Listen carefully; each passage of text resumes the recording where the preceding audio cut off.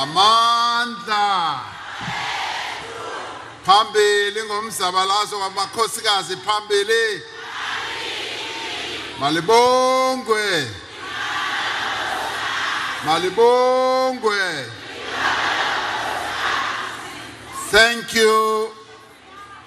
I have seen the posters, and let us sit down. We will talk about them as well. Minister, Program Director, Minister in the Presidency for Women, Minister Batabile Dlamini, Minister of Arts and Culture, Minister Natim Tetwa, ministers and deputy ministers present here today, premiers of our provinces in the Free State and the Northern Cape, the Speaker of our National Assembly, Ms. Anne Kituku Shongwe, UN Women, based here in SADC, Ms. Asetu Koite, the President of the Pan-African Women's Organization, MEC Mare of the Western Cape Province, Mayor of the Winelands District, Dr. Elna von Schilkt, Mayor of the Drakensberg Municipality, Mr. Conrad Poole, the Secretary General and Deputy Secretary General of the governing party, the African National Congress, leaders of women, civil society organizations, the ANC Women's League, Ilita Labantu, Charlotte Maxeke Institute, Thulasizwe Manye, faith-based organizations, the stalwarts of our liberation movement, Umamu Sophie de Brain, Mildred Lycia, Miss South Africa, fellow South Africans, I welcome you and I'm pleased to be here. Minister Batabile Dlamini, you spoke about how Umama Sisulu encouraged women to have their afros. I used to wear an afro as well. I had the most beautiful afro in my younger days. And I'm actually thinking that I should let my hair grow so that my afro can come back. We are celebrating Women's Day in a historic year. Historic because in this year we remember a number of people who have played a critical role in our struggle. It is historic on this year because 100 years ago, a great leader of our struggle, Mamu Charlotte Maxeke, led women across the country to form the Bantu Women's League. Charlotte Maxeke was born at a time when women were still considered auxiliary members of the National Liberation Movement.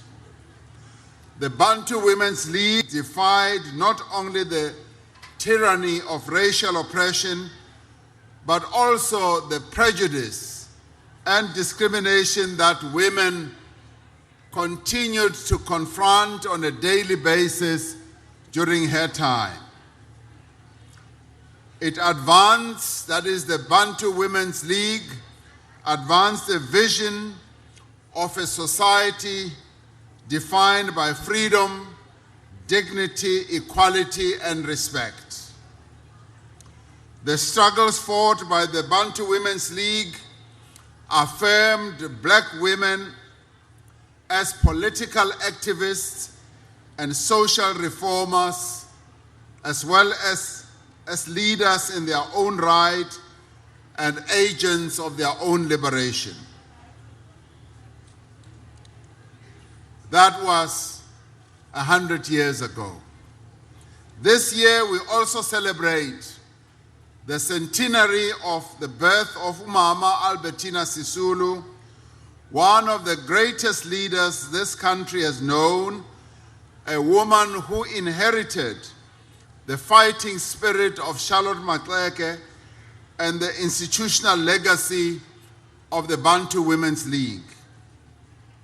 We celebrate her extraordinary contribution to the struggle of the people of our country for liberation.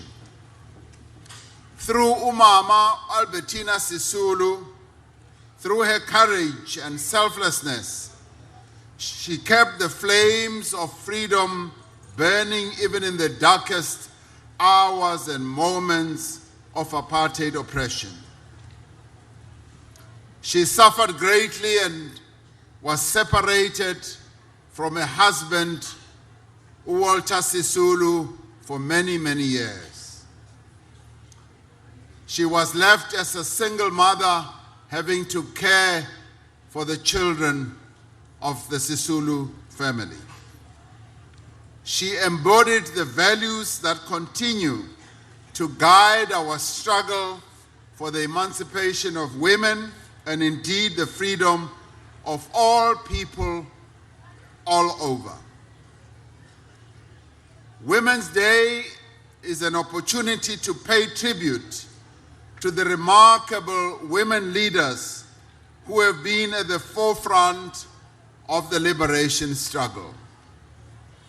And it is in this regard that we as a nation should regard ourselves as being fortunate to have had iconic women who have not only participated in our struggle, but who have also led the struggle, but also during difficult and dangerous times. It is on this day that we remember leaders like Umama Winnie Madikizela Mandela, Lillian Ngoyi, Helen Joseph, Rahima Musa, Sophie de Bruyn, Dora Tamana, Bertha Gowa, Florence Matumela, Ruth First, Dorothy Zihlangu, Ray Alexandra, Liz Abrams, Dorothy Nyembe, Victoria Mklenge, Pila Ndwandwe, Nomkosi Mini, Colleen Williams, Fatima Mier, Florence Ribeiro, Mama Shinini, Sister Bernard Ngube, Lydia Kompe, Dalcy September, Josephine Mashobane, Mildred Lycia, Helen Suzman, and many others.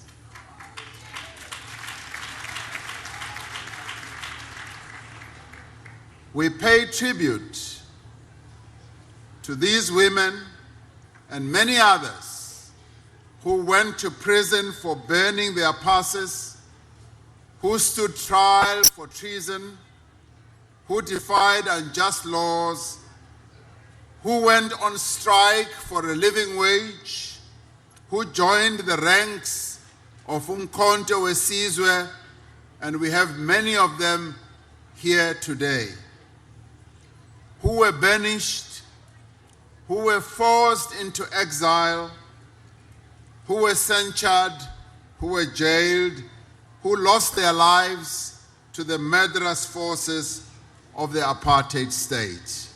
And today, we celebrate those women and we applaud them and we dip our heads and say, thank you for what you did for our struggle. Andiva kahle le applause.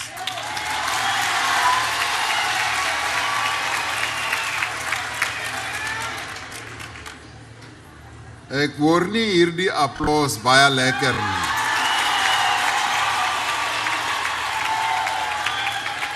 So Women's Day is a celebration of the achievements of all these women and millions more, because the women of our country have carried and have borne the brunt of the oppression that was unleashed on our people in a way that is indescribable and unbelievable.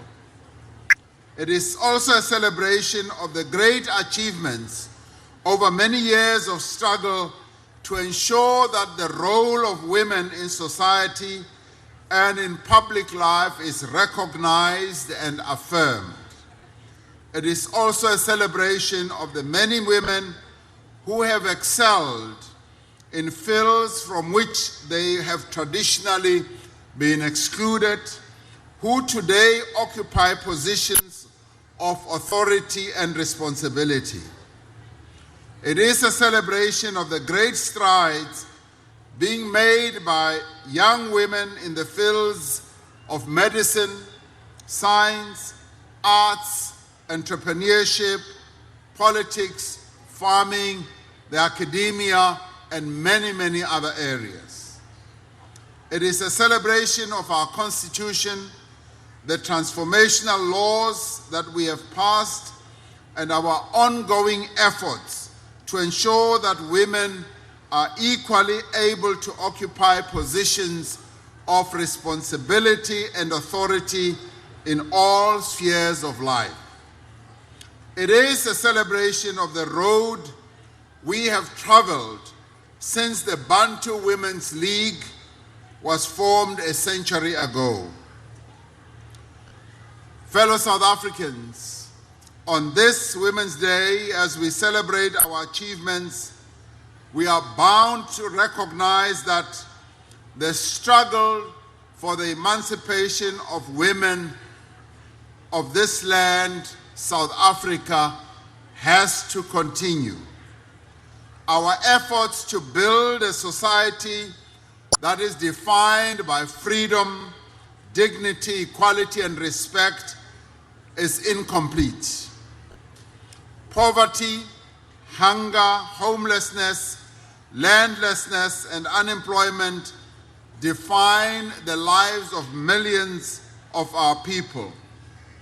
Prejudice, discrimination, exploitation, and violence are still present in our society, which, despite the progress that we have made, has not yet fully emerged from our racist and patriarchal past. Many South African women are still burdened by poverty and oppressed by cultural practices, social convention, and prejudice. The face of poverty and suffering in our country is still worn by the women of South Africa. Many are not able to have access to educational and economic opportunities. They are neglected in the provision of government services and are overlooked by the business community. Patriarchy remains a defining feature of our society. We men must get it into our heads that we do not own women, nor do we own their bodies, and that we should never seek to dominate them. In our constitutional dispensation, no human being has the right to dominate another, meaning that patriarchy, which manifests itself through men seeking to dominate women in our country, has to come to an end, because we do not own the women in our country. This Women's Day as we celebrate our achievements, as we recognize our many challenges, let us reaffirm our determination together as women and as men to build a truly non-sexist South Africa. We must intensify and hasten our efforts to advance women's emancipation and achieve meaningful gender equality. We must, however, start with a grave admission, an admission that I believe men in our country have to make. Across our society, in towns, small and large cities, in homes, in schools, in colleges and universities, in our streets, our parks and open spaces, a war is being waged against the women of South Africa. It is a war against women's bodies, their dignity, their right to freedom, their right to security and equality. It is an affront to our common humanity and a betrayal to the values of our Constitution. In ways that are both subtle and brutal, women are subjected each and every day to verbal as well as emotional and physical abuse. In a society that has long struggled against gender-based violence, the assault on the integrity and humanity of women has reached unprecedented levels. While it is difficult to establish the full extent of this epidemic, as many offenses go unreported, studies show that the lifetime experience of South African women of gender-based violence is higher than the global average. Disturbingly, a significant percentage of South African men admit to perpetrating violence against women. Women are abused by virtue of the fact that they are women, that some of them are also transgender, and some of them are gender non-conforming, or because of their sexual orientation. Violence is also perpetrated against women by men who are strangers, others are acquaintances, others are relatives, and yet others are even intimate partners. The violence that women are subjected to crosses boundaries of race and class and culture and language. Yet there is a real danger that because violence against women has become so pervasive, society is gradually becoming unmoved and has stopped seeing it as an unacceptable and abhorrent practice. Instead of being outraged and angry, there is a weary acceptance that this is the norm. Instead of action, there is only lamentation. In answering the threat of complacency last week, thousands of women mounted huge protests across the country as part of campaigns by the #TotalShutdown movement and the Young Women's Desk of the ANC Women's League. I can report, Auntie Sophie de Bruyn, that a large group of women marched to the union buildings, demanding, as you did 62 years ago, that the government addresses the plight of South Africa's women. Unlike you, Auntie Sophie, these protesters were met by a government of the people, a government democratically elected, with a clear, unequivocal mandate to transform society. You were correct in saying I was called to go and meet these young women. I had been busy the whole day elsewhere, and they said with a very clear voice that they would not leave the union buildings until the president came to address them and receive their memorandum. I acceded, even though it was late in the day, in the night in fact, and went to receive their memorandum. Unlike in your case, Auntie Sophie, these protesters were met by a government that listens and that is determined to work with all South Africans to rid our country of this scourge. I stood there and listened, and I listened, I must say, to some of the most harrowing stories of young women who had been violated in a number of ways. Some had been raped up to 3 times. Some related how their own teenage girls had been raped and how they had continued to be brutalized in ways that are undescribable. As a man standing there, I was deeply humbled, but I was also deeply hurt. We are a government that says that there is no place for people who want to victimize those who report violence against women and who protest against it. I encouraged these young women to keep raising their voices against violence against women, against rape, and against the deaths that are being perpetrated against women.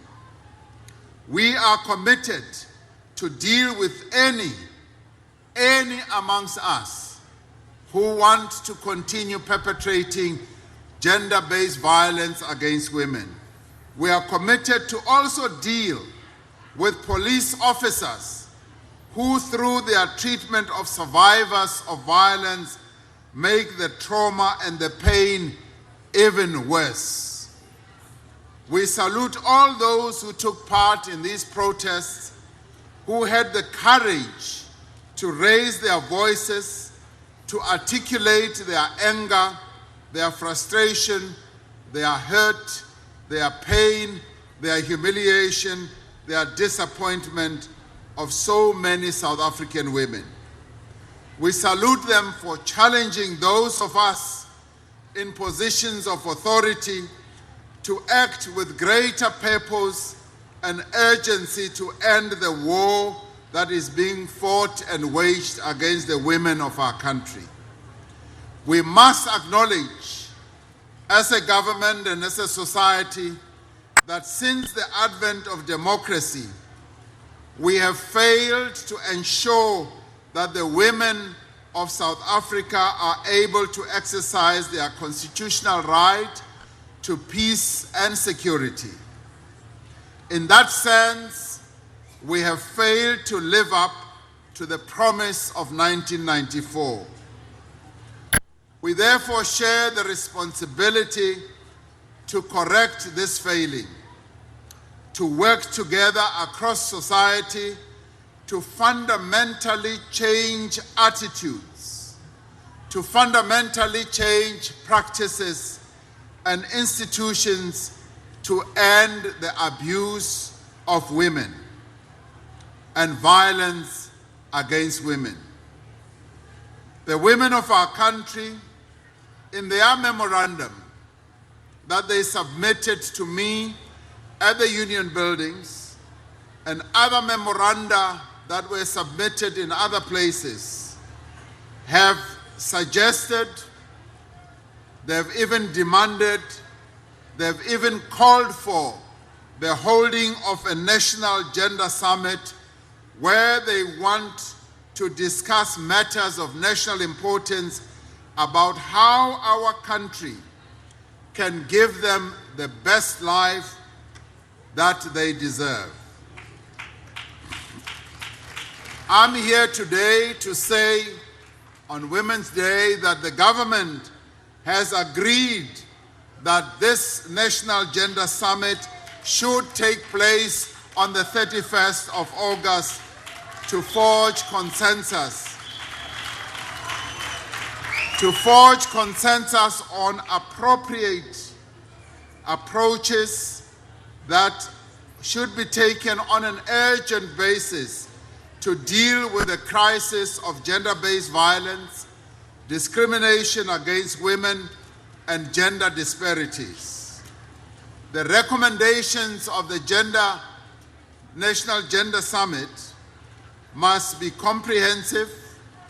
They must guide the work of government and the activities of all stakeholders. Government is therefore committed to doing its part through policies, through its budgetary processes, through its programs and practices that will dramatically reduce levels of gender-based violence and ultimately eradicate it. To ensure that also swift action is taken against perpetrators and which provide necessary support and protection to survivors of violence.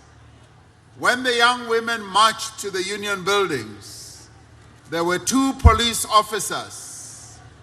One of them slapped one of the women who were marching, and one of them insulted some of the women.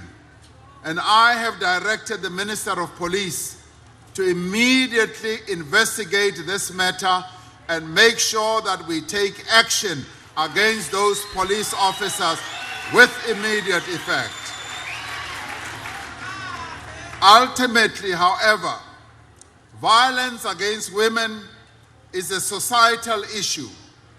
It requires that all of us, wherever we are, should become actively engaged in ending this brutal assault on our people and our society. It should also focus on how, as Minister Mteto was saying, we bring up the boy child, and how, as a society and as we raise the level of consciousness, yes, amongst men, and I'm delighted that some of the programs that the ANC Women's League is going to be embarking on, and indeed many other women organizations are going to be embarking on, is to have dialogue with the men in our country. As a nation, we do need to pay attention to the level of consciousness of men and get behind what makes them behave in this way, where they not only rape but also kill the women of our country. The women of South Africa deserve to be treated with respect. They deserve to be protected. They deserve to be honored, because they are, in the end, the mothers of our nation, and they bring life into this world. But more importantly, women are the majority population group in our country, and therefore we must treat them properly.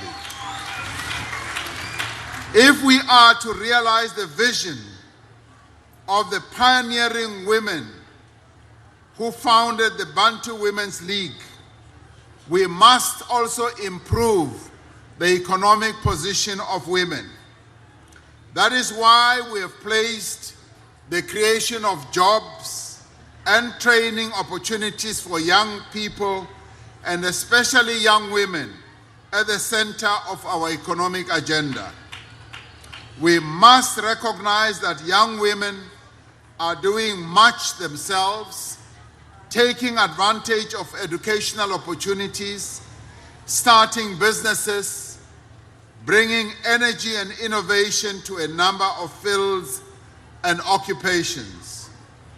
It is a matter of great pride today as we see young women acceding to higher levels of education. As a country, we are particularly proud to see that many girl children are now filling the classrooms of our schools. They are filling the lecture rooms of our universities. This is an important level of advancement that we want to see getting better and better all the time. Yet, despite the progress made, young people are more likely to be unemployed than the rest of the population. Young women face additional challenges of gender inequality, discrimination, and oppressive social practices. Therefore, each and every policy and program that advances the empowerment of young people must make specific provision for the empowerment of young women. An important part of our effort will be to create pathways for young women into work. Many young black women do not have the skills, access to networks, or exposure to the work environment to easily find employment. Many live far away from potential places of work and cannot afford to go looking for work. So they stay at home, and largely also because they don't even have the money to pay for transport. In response to this challenge, government, business, labor, and several civil society organizations have worked together to launch the Youth Employment Service, which facilitates one-year work experience opportunities for unemployed young people in participating companies. We will be closely monitoring the intake into this program, as well as the outcomes, to ensure that young women are equally represented, if not more represented. Ultimately, the most direct and sustainable way to empower young women is through education and skills development. And this is where we say the place of young women is in the classroom, is in the lecture hall. That is where we want to find the majority of them. Global experience has shown that education is the most effective way to empower young women and promote gender equality. Yet young women face several challenges, such as outdated attitudes to the education of women, relegation to domestic duties, or responsibility for childcare. And this is where we must say, young women must be in the professions.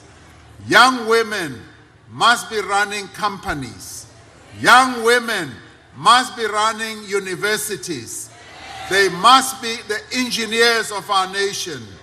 They must be the doctors of our nation. They must be the key professionals. And I would like to see South Africa making sure that many young women in our country get the best education opportunities they can and get into the professions so that they can be in a better position to lead our nation. Our nation is hungry for the leadership, yes, of women, and we must move in that direction. So say I. That is why we need to ensure that girls and young women, yes, remain in school to complete matric. We often find that many young women only go up to 10 years of school, and along the way, they stumble and fall and don't finish their matric. And we are saying to parents, even if the young women in our nation stumble and fall, due to a whole range of reasons.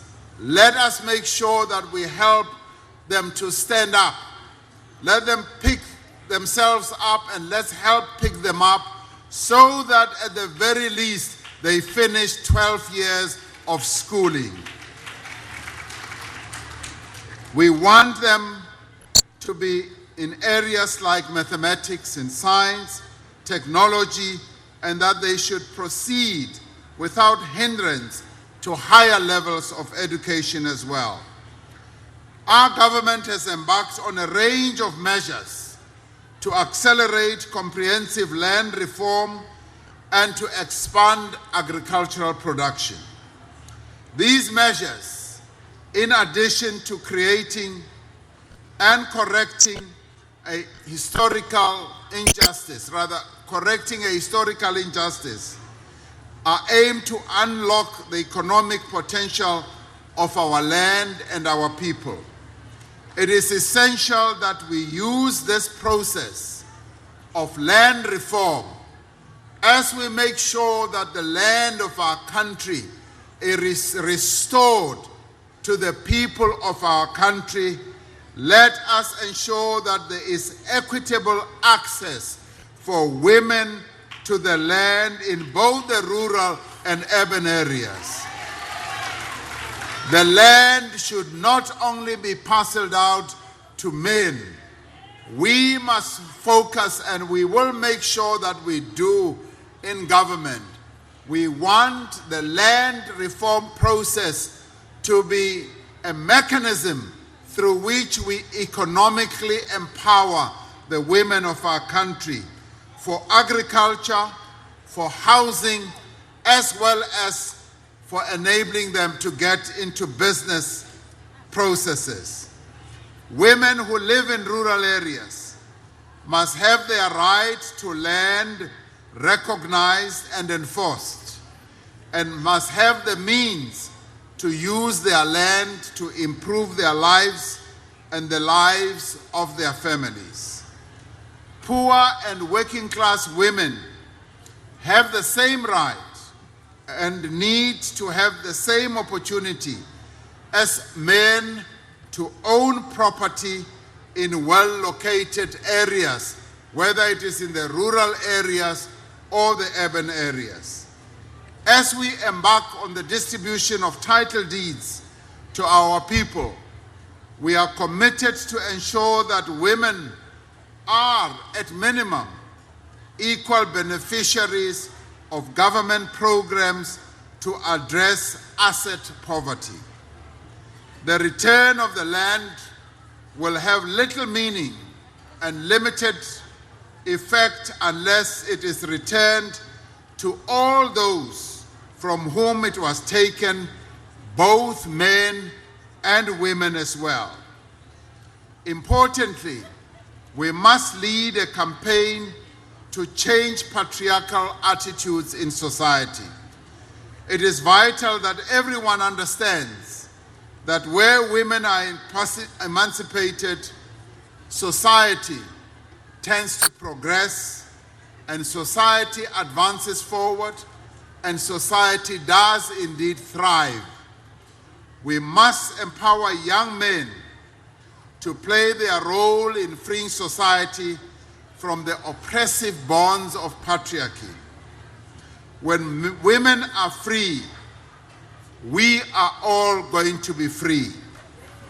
For as long as women are not free, we are all not free.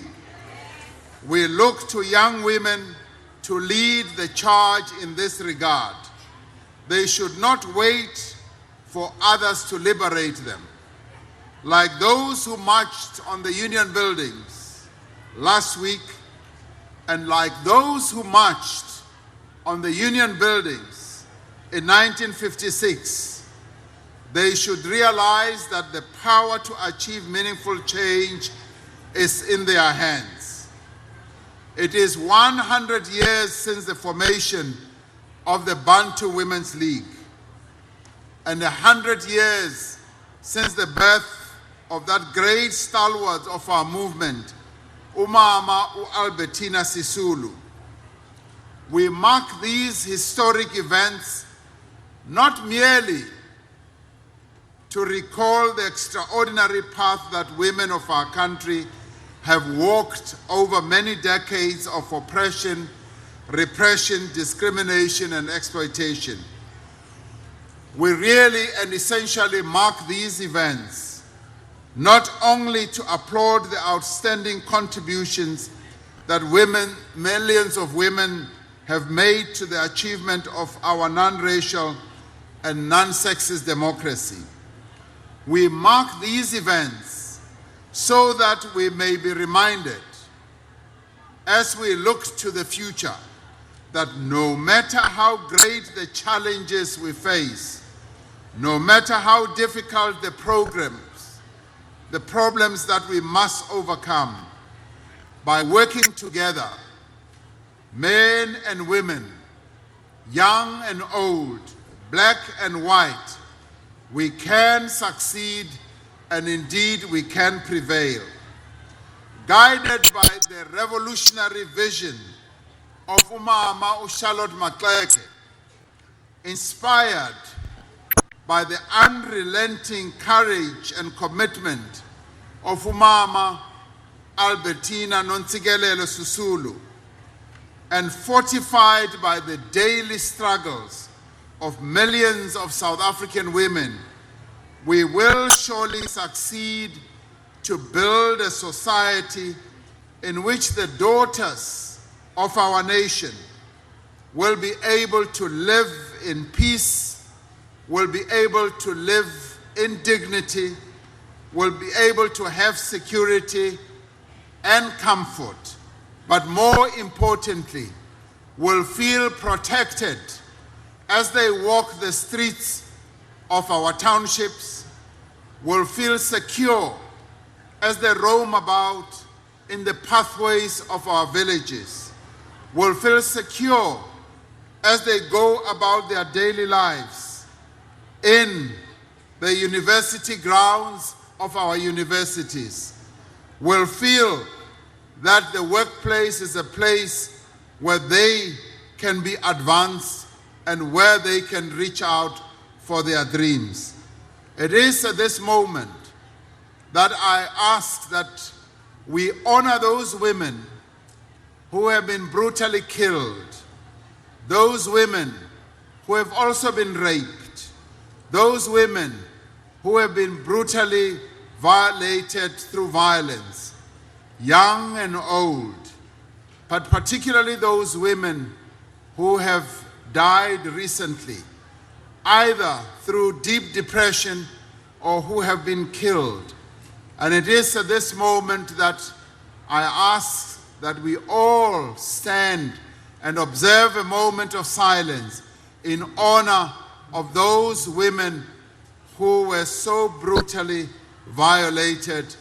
And as we dip our heads, that we should all vow that this scourge of violence that is being perpetrated against the women of our country must come to an end. And as a government, we commit ourselves, and as we lead to the National Gender Summit, we will want to do good by the women of our country. But for now, as men, we hang our heads in shame because we have not done good by the women of our country.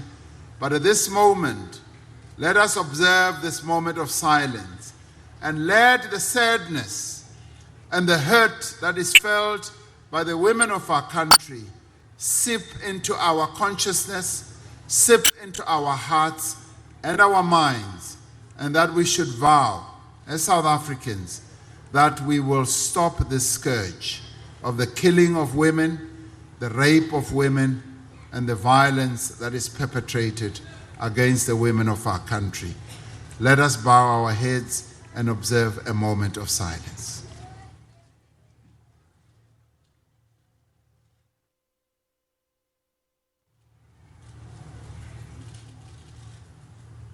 Thank you.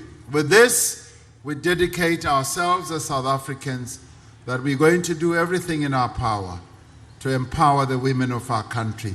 Thank you very much. Amandla! Amandla! Thank you very much, Mr. President. Ndiqinisekile simvile umongameli ekhomita phambi kwethu.